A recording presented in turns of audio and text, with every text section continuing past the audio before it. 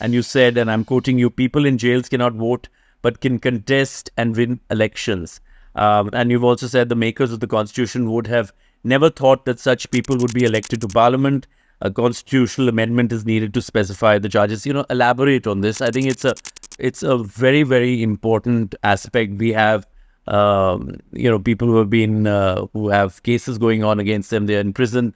They have been elected to Parliament. We've seen 2 recent cases. So Arjun, it's a very interesting thing because you can't get selected to the civil services. You can't even become a clerk if you are, in jail, or if you are suffering a sentence. You get dismissed from service if you go to jail for a day, and you can become a legislator.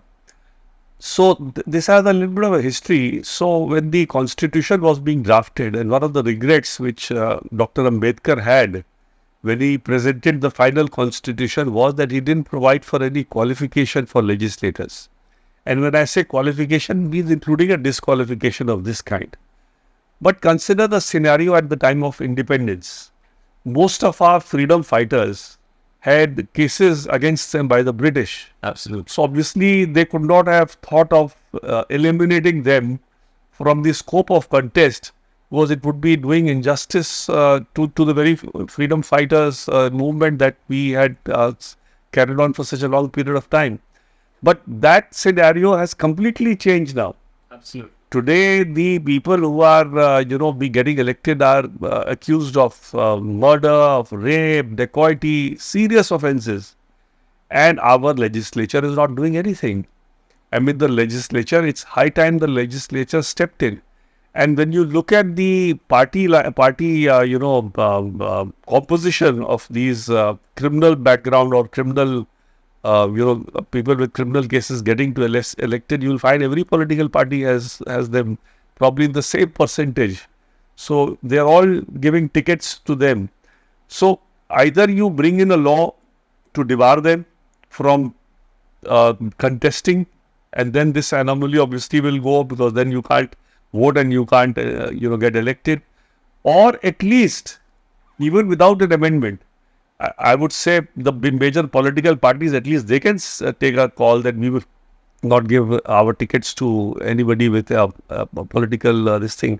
So neither are they wanting to bring in a law, nor are they wanting to exercise that self-restraint, which they can, which is perfectly within their, their right.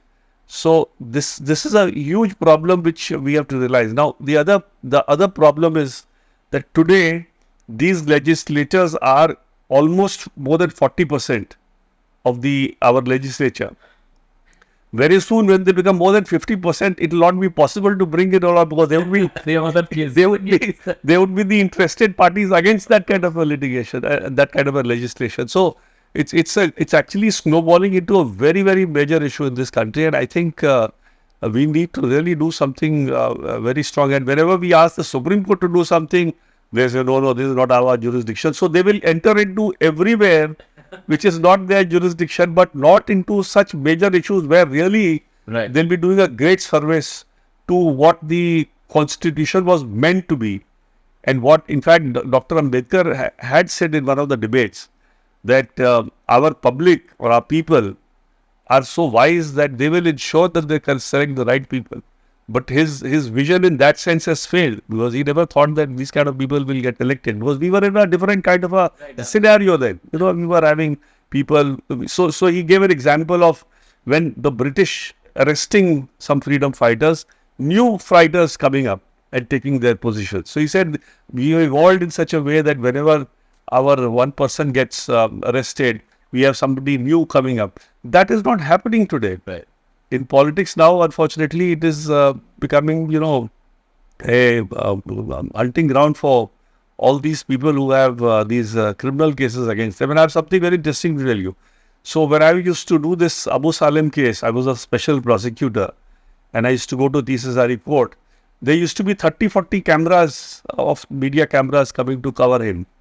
So I have also given a talk in the parliament, and I have also, written a piece on this, and in fact drafted a law that people who are in conflict with law, they should not get this kind of publicity.